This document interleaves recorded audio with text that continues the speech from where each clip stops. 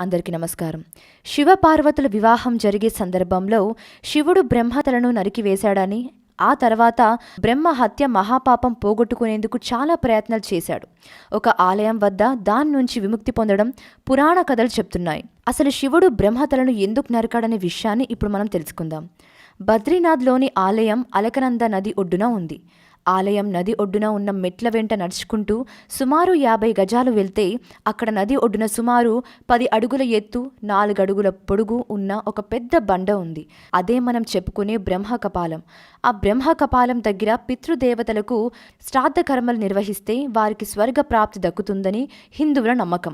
ఇక శివపార్వతుల వివాహం జరిగినప్పుడు బ్రహ్మ పంచముఖుడు 4 ముఖాలతో ఆయన వేద పఠనం చేస్తూ ఊర్ధ్వముఖంతో పార్వతీదేవి యొక్క సౌందర్యానికి మోహితయ్యాడు.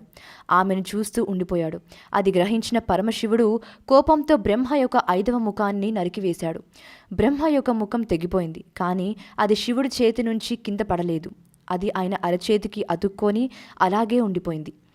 ఎంత విధించినప్పటికీ అది శివుని యొక్క చేతిని వీడలేదు.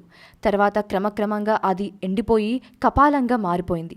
బ్రహ్మ అపరాధం చేయడం వల్ల శివుడు శిక్షించాల్సొచ్చింది. కానీ బ్రహ్మ హత్యపాతకం శివునికి అంటుకుంది. ఇక పాపం పోగొట్టుకోవడానికి శివుడు ఆ కపాలాన్ని భిక్షపాత్రగా భావించి ఇంటికి తిరుగుతూ భిక్షాటన చేయవలసి వచ్చింది. ప్రతి ఇంటి ముందు తన పాపాన్ని చెప్పుకొని మరీ భిక్ష అడిగేవాడు. ఇలా భిక్షాటన చేస్తూ మూల్లోకాలు తిరిగి మళ్ళీ తన వివాహం జరిగిన చోటకే చేరాడు.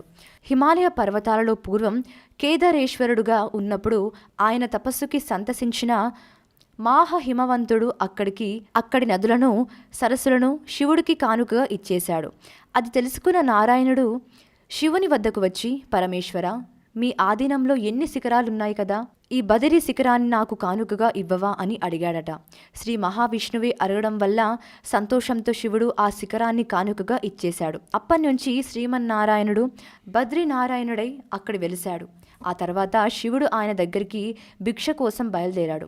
ఆ సంగతి గ్రహించిన విష్ణువు, పరమశివుడే నా దగ్గరికి భిక్ష కోసం వస్తున్నాడు.